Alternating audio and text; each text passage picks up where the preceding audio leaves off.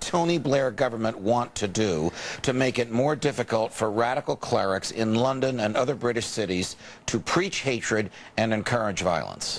Well, what they'd like to do is actually prosecute crimes involving the incitement to violence, incitement to hatred. I mean, here we call it hate crime speech, right. You know, but there has to be some constitutional reason for doing that. There has to be sort of a riot act situation, incitement to violence, immediate incitement to violence. But Tony Blair is trying to make it criminal to actually instigate violence by the imams and the mullahs over there. All right. Here, if someone stood on a street corner and preached violence, and there was no violence as a result of that speech, right, the speech would be protected and the speaker could not be prosecuted. But Tony Blair wants to change that law in London so that even if there is no violence as a result of the speech or sermon or whatever you want to call it, the person could be could be prosecuted. Does that violate any treaty that Great Britain has signed? Does it violate any great tradition that Great Britain has had of free speech? It's a good question. No, it actually doesn't. And in fact, Britain was the first to come up with the terror law back in '84 when they were focusing on the IRA, the Irish Republican Army. That was later changed in '89, with ironically the help of Rajiv Gandhi, right, who actually helped Margaret Thatcher to think about making the terrorism laws much more all-encompassing, to include Islamo-fascists, Islamic fundamentalists as well.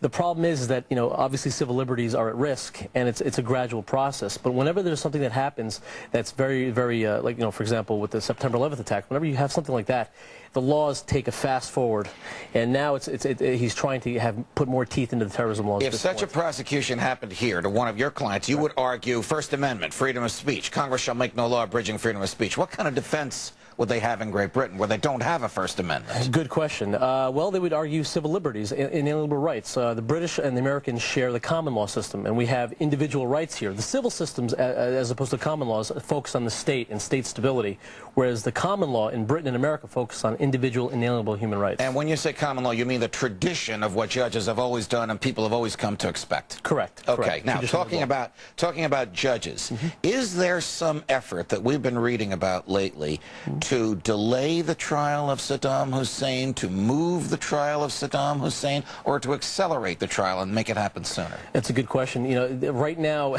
if you look at the United Nations, for example, they're trying to get involved at this point. They want to prosecute this case. They want to bring him to the Hague or the ICC. Wait a minute. The United Nations can't even manage its building here in New York City. Exactly. They want to manage, supervise, conduct, and prosecute the trial. Ironically enough, the UN was actually against the Iraq War, if you remember. Right. They were trying to slow down the process. They said you needed the permission of other nations. Now they want to prosecute the case, and that's not a good idea.